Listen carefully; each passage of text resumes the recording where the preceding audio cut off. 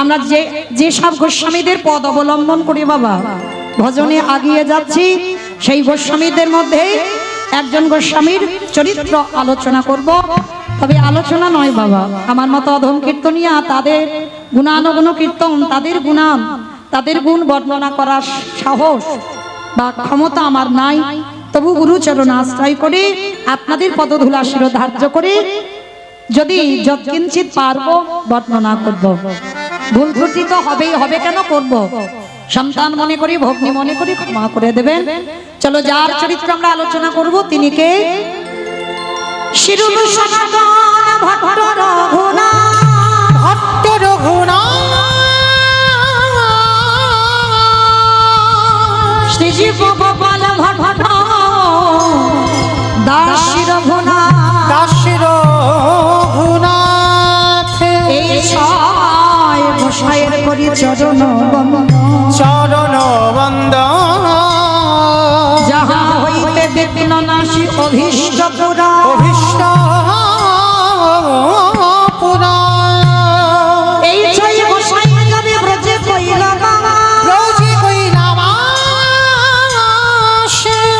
রাধা কৃষ্ণের নিত্য লীলা করিলা প্রকাশ।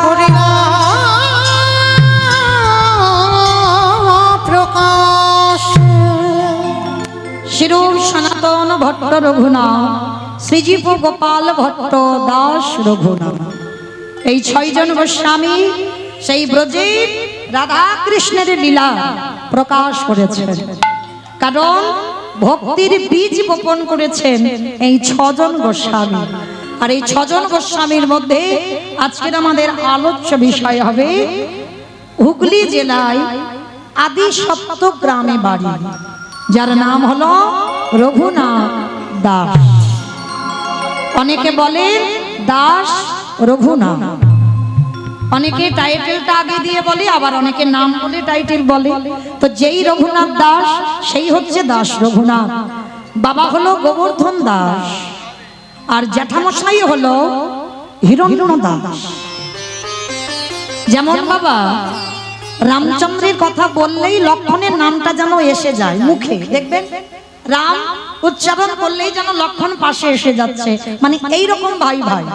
আর এই গোবর্ধন আর হিরণ্য এরা ঠিক এই রকম ভাই, মানে আমাদের মতো বাবা লাঠালাঠি করার ভাই নয়, জায়গা জমিতে শিল্পতার ভাই নয়, থানা পুলিশ হবার ভাই নয়। মানে দুই ভাইয়ের এতটাই মিল, মানে যা কিছু করে দুই ভাই, যেখানে যাই দুই ভাই, মানে একজনের নাম বললে আর একজনের নাম এসে যায়। কিন্তু হিরণ্য বিয়ে করেনি বাবা, গোবর্ধন দাসের ঔরসের সন্তান আমার রঘুনাথ দাস।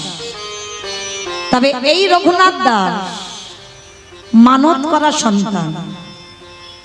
অনেকে আছেন মা মানসিক করেন না ভগবানের কাছে,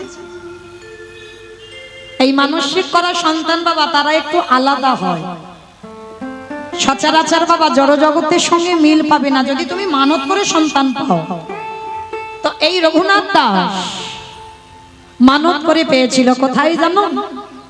একটা কথা বলে যাই মা, আমরা বহু সংসারে বাবা একটা সন্তানের জন্য 7 ঠাকুরের কাছে কাঁদি, ঠাকুর যেন আমার বংশে একটা পুত্র সন্তান হয়, কারণ আমার বংশ রক্ষার জন্য। অনেকে কাঁদেন, ডাক্তার বৈদ্য কবিরাজ কিছুই হয় না। আমি একটা জায়গার নাম বলে দিই বাবা, আমার বিশ্বাস ভক্তি যার কৃষ্ণ তার সর্বশাস্ত্রে কয়, ভক্তি না থাকিলে কৃষ্ণ দেখিও বা কিবা হয়। সেই বিশ্বাস নিয়ে এই হরি বাসরে দাঁড়িয়ে বাবা আমি বলে যাই, একটা জায়গায় গিয়ে একটু নয়ন জলে কেঁদে দেখো, যে জায়গাটা হচ্ছে উত্তরপ্রদেশ রাধা কুণ্ডের তীর। আমার রাধারানী বড় করুণাময়ী গো, আমার রাধারানী বড় প্রেমময়ী, আমার রাধারানী বড় কৃপাময়ী। যারা সকাল থেকে কৃষ্ণ নাম ভজন করো না, অন্তিমে গেলে বাবা চিত্রগুপ্ত বিচিত্রগুপ্তকে দেখে বলবে, খাতাটা খোলো দেখি ভক্ত কি করেছে ধরা।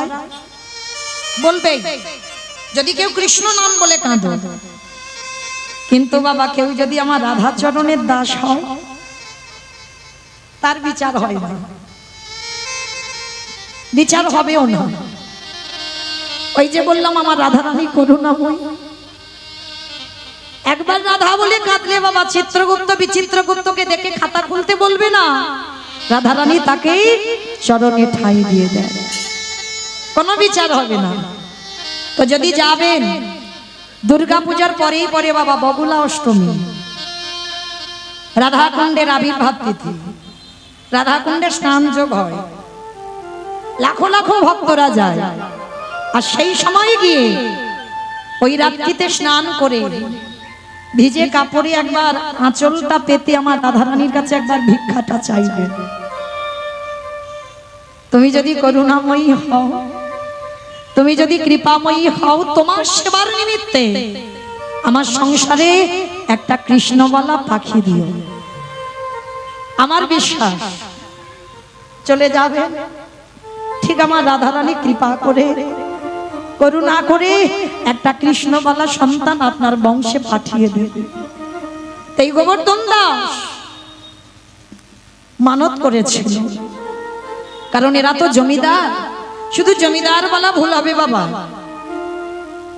এদের প্রতি মাসে আয় ছিল 12 লক্ষ স্বর্ণ মুদ্রা, আর নবাবকে কর দিতে হতো 8 লক্ষ স্বর্ণ মুদ্রা। মানে সরকারকে কর দিতে হতো 8 লক্ষ, আর মাসে ওদের আয় ছিল 12 লক্ষ স্বর্ণ মুদ্রা। মানে কত বড় ধনী। কিন্তু ধনী হলে কি হবে বাবা, বংশে একটা পুত্র সন্তান ছিল না।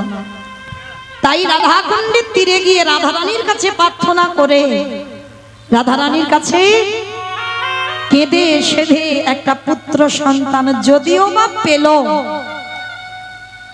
ও মাইরা, সে ছেলে জন্ম থেকেই বাবা তার বৈরাগ্য ভাব, জন্ম থেকেই সে বৈরাগ্য নিয়ে জন্মেছে। আচ্ছা বলেন তো মা, বৈরাগ্য কাকে বলে? সংসার ধর্ম ত্যাগ করে দিয়ে বাবা মাকে কাঁদিয়ে, স্ত্রী পুত্র পরিবারকে কাঁদিয়ে মঠ মন্দিরে গিয়ে বসে থাকা, তাকেই বলে বৈরাগ্য। তাকে বলে না? তাহলে কাকে বলে বৈরাগ্য? সংসারে থেকে বৈরাগী হতে হবে, কত সোজা নয়। এটা কলিযুগ বাবা। সংসার ত্যাগ করতে বলিনি। যদি সংসার ত্যাগ করতে বলতো তাহলে দেবর্ষি নারদ কলিযুগে শ্রীবাস হয়ে বিয়ে করে একটা পুত্র সন্তানের জন্ম দিত না। মালিনীকে বিয়ে করলো, কৃষ্ণদাস নামে একটা সন্তান হলো। অদ্বৈত আচার্য গোসাই দুটো সংসার করলো, নিতাই চাঁদ দুটো সংসার করলো, আমার নিমাই পণ্ডিত একটা সংসার করলো। সর্পাঘাতে যখন মৃত্যু হয়ে গেল, তারপরে আবারও দ্বিতীয়বার বিয়ে। এটা কলিযুগ। সংসার ধর্ম বড় ধর্ম, কিন্তু বাবা এখানে আমরা কেউ সংসার করছি না, সবাই সংসেজে বসে আছি, কিন্তু সারের কিছু হচ্ছে না। সার তখনই হবে বাবা, দেহটা সংসারে রেখে দিতে হবে। দেহটা স্বামী সেবায় দাও, দেহটা ছেলে পুলে দিয়ে মানুষ করো, আত্মীয় পরিজনকে দেখো, কিন্তু খবরদার তুমি তোমার মনটা যেন একেবারে সংসারে ডুবিয়ে দিও না।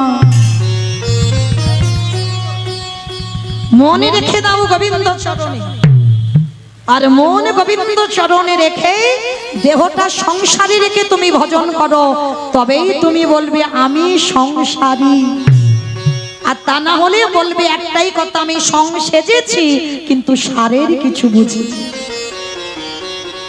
আর বৈরাগ্য কাকে বলে? মহাপ্রভু যে শিক্ষা দিয়েছেন বাবা, সংসারে থেকে বৈরাগ্য মানে বিষয়সু অনাসক্তি, মানে বিষয়ের প্রতি আসক্তি থাকবে না। বাবা ঠাকুর কোন বিষয়ের কথা বললো? জায়গা জমি গাড়ি বাড়ি টাকা পয়সা, এইগুলো এই বিষয় না। তাহলে কোন বিষয়? আমাদের ইন্দ্রিয়ের বিষয়। এতজন ভক্ত দাঁড়িয়ে আছেন, বসে আছেন, আমি কীর্তনিয়া সম্প্রদায়, খুব কঠিন মা, খুব কঠিন। সংসারে দাউ দাউ করে আগুন জ্বলবে। ইন্দ্রিয়ের বিষয়ের কথা বলেছে, তোমাকে সংসার থেকে এই ইন্দ্রিয়গুলোকে বাবা গুটিয়ে নিতে হবে। যেমন ধরো তোমার জিহ্বার লালসা থাকবে না বাবা, সেই রবিবার এলে ভালো মন্দ রান্না করে খাওয়া, এইটা থাকবে না। কোন রকমে কলির মানুষ অন্নগত প্রাণ একটু আলু সিদ্ধ অন্ন হলেই হয়ে যাবে, সেই যেমন সুধা, মানে পেটটা ভরার মতো। মানে এটা রান্না করে খেতে হবে, ওটা রান্না খেতে হবে না। যেদিন তুমি নিজে বাবা কাউকে বলতে হবে না, নিজেই বুঝতে পারবে, যেদিন তোমার জিহ্বার লোভ চলে যাবে, লালসা চলে যাবে, সেদিন বুঝবে তোমার জিহ্বার বৈরাগ্য হয়ে গেছে। যেদিন তোমার কান কোনো আজে বাজে কথা শুনতে ভালো লাগবে না, আজে বাজে গানও ভালো লাগবে না, শুধুমাত্র আমার হরি কথা, কৃষ্ণ কথা, ভাগবত কথা, একটু ভক্ত সঙ্গ করব, সেই ভক্তের কাছ থেকে ভগবানের চরিত্র, ভগবানের কথা আলোচনা হবে, কান সেই দিকে যাবে। সেদিন জানবে বাবা তোমার কানেরও বৈরাগ্য হয়ে গেল। যেদিন তোমার দুটো চোখ সাধুগুরু বৈষ্ণব আর আমার ভগবানের চরণ ছাড়া আর কিছু দেখতে ভালো লাগবে না, সেদিন জানবে তোমার চোখের বৈরাগ্য হয়ে গেল। যেদিন তোমার দেহ স্পর্শ থেকে চলে যাবে বাবা, মানে আমাকে কোনো পুরুষ স্পর্শ করলো কি নারী স্পর্শ করলো আমি বুঝতে পারছি না, আমার মধ্যে সেই অনুভূতিটা নেই। যেদিন তোমার মধ্যে অনুভূতিটা চলে যাবে, সেদিন জানবে তোমার দেহের বৈরাগ্য হয়ে গেল। আর যেদিন তোমার মন শুধু একটা চিন্তা, আমি কি তারে পাবো না। আমার কথা নয়, এটা রঘুনাথ দাস গোস্বামী বলছে ছোটবেলা থেকে, আমি কি তারে পাবো না। যেদিন তোমার মন শুধু ভগবানের পাবার জন্য ছটফট করবে, আকুলি বিকুলি করবে, সেদিন জানবে কোন জগৎ জড় জগতের ভাবনা চিন্তা থাকবে না। মানে আজকের আমি যা পেয়েছি তাই পাবো, কালের চিন্তা কালকের হবে, আজকে নয়। যে আমার ছেলের ভবিষ্যতের চিন্তা করে রেখে দিতে হবে, এইগুলো থাকবে না বাবা। যেদিন তোমার মন থেকে এগুলো চলে যাবে, সেদিন জানবে তোমার মনেরও বৈরাগ্য হয়ে গেল। তোমার দেহের 10 ইন্দ্রিয়, 5টা জ্ঞানেন্দ্রিয়, 5টা কর্মেন্দ্রিয়, সবকটা ইন্দ্রিয় তুমি ভিতরে গুটিয়ে নিচ্ছ, তুমি আর প্রকাশ করছো না, তাদের কাউকে মাথা তুলে দাঁড়াতে দেবে না। যেদিন তুমি নিজে করতে পারবে, তাহলেই বুঝতে পেরে যাবে সংসারে থেকেও তুমি বৈরাগী হয়ে গেছো। আজকের সেই রঘুনাথ দাস ছোটবেলা থেকে তার জমিদারি ভালো লাগে না, জমিদারি পোশাক পরতে ইচ্ছা লাগে না। ছোটবেলা থেকে যখন থেকে হামাগুড়ি দেয়, তখন থেকে রঘুনাথ যদি রাস্তা দিয়ে কোনো সাধু যেতে দেখে, কোনো ভক্ত যেতে দেখে, রঘুনাথ ঘর থেকে বেরিয়ে যায়। কত সাধনার ছেলে বাবা, বহু বছর পরে মানত করে পেয়েছে, কত আদরে প্রহরীরা সব ঘিরে বসে থাকে রঘুনাথকে। যদি একটু ঘরের বাইরে যায়, আবার রঘুনাথকে টেনে নিয়ে চলে আসে। দিনে দিনে রঘুনাথ একটু বড় হলো, 5 বছর বয়স হয়েছে রঘুনাথ। আর ওই 5 বছরের রঘুনাথের সর্বদাই একটাই খেলা।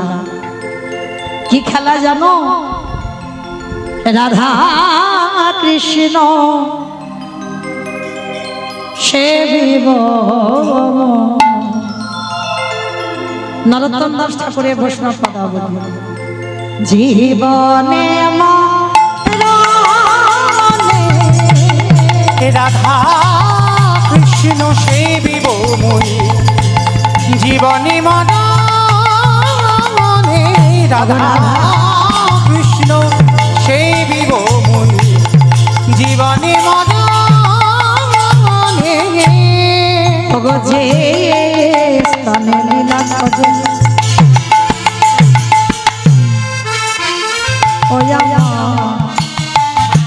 যুগল আবার যে স্থানে লীলা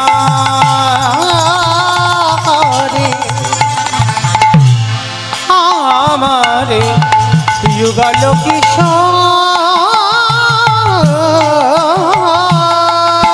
আবার সখীর সঙ্গিনী হইয়া, সখীর সঙ্গিনী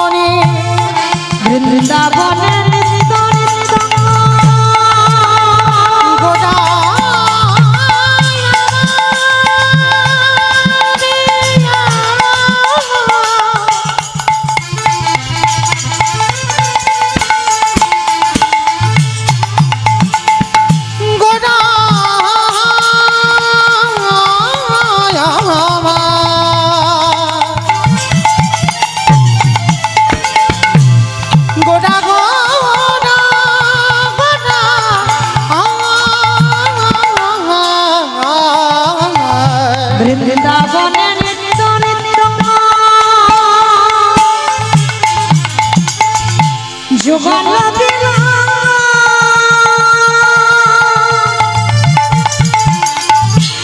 পারে ভোলা করাই সদা নরোত্তম ওগো বৃন্দাবনে নৃত্য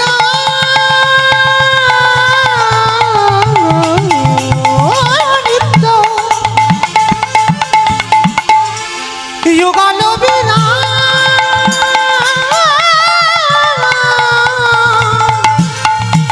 ওগো প্রার্থনা করায় সদাই নরোত্তম প্রভু ওই চরণে শরণ নীলা যেন চরণ ছাড়া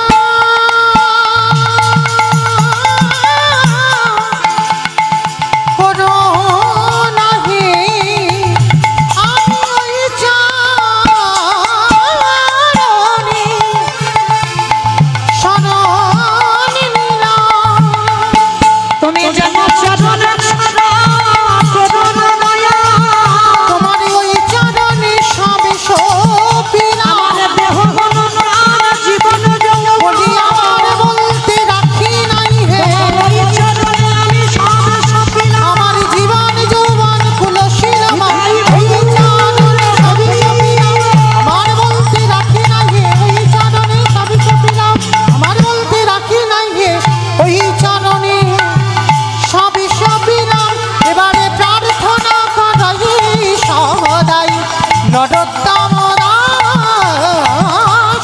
প্রার্থনা করাই সদাই নরোত্তম দাস।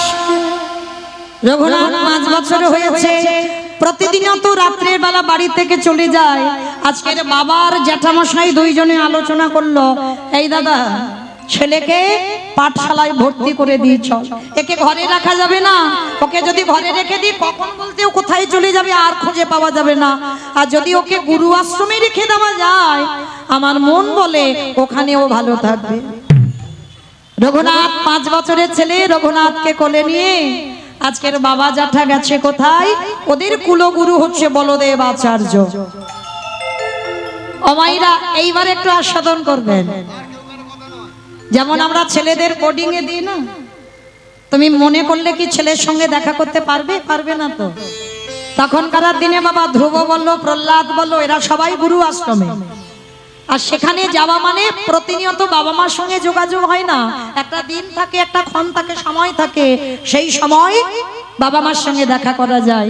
তা রঘুনাথ তো ছোট 5 বছরের ছেলে। কতটুকু ছেলে? রঘুনাথকে নিয়ে গেছে হিরণ্য দাস আর গোবর্ধন দাস। গুরুদেব, গুরুদেব, কি ব্যাপার গোবর্ধন? দুই ভাই কি মনে করে আমার এতদিন পরে আমার আশ্রমে?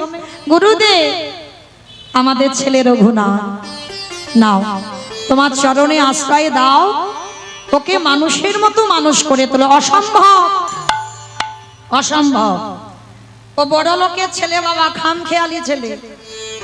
আর বহু বছর পরে পেয়েছো মানে আদরে একেবারে বাদর হয়ে গেছে। বাবা ওই ছেলে রাখতে পারবে না, হ্যাঁ গুরুদেব তো রাখবে না। আর হিরণ্য আর গোবর্ধন দুইজনের চরণটা ধরেছে। গুরুদেব, তুমি তো জানোই না আমাদের রঘুনাথের চরিত্র কেমন। 2 দিন দেখো, আর 2 দিন দেখে যদি ভালো না লাগে তখন খবর দেবে, আমি নিয়ে চলে যাব ছেলেকে। 2 দিন দেখো। অমাইরা গুরুদেবের তো দোষ নয়, গুরুদেব তো জানে বড় লোকেদের ছেলেরা একটু খামখেয়ালি হয় না, মানে একটু জেদি হয়, মানে যখন যেটা লাগবে তো লাগবে। ওই ভয়ে রঘুনাথকে থাকতে দেবে না। তার 2 দিন সময় দিয়েছে। তা গুরুদেব বলদেব আচার্য বললেন, ঠিক আছে 2 দিন দেখবো, যদি ভালো থাকে তো ওকে রাখবো, আর যদি ভালো না বাসি তাহলে খবর দিলে তোমরা নিয়ে যাবে। ঠিক আছে গুরুদেব, তাহলে আমাদের রঘুনাথ রইল তোমার কাছে। রঘুনাথকে রেখে চলে গেল।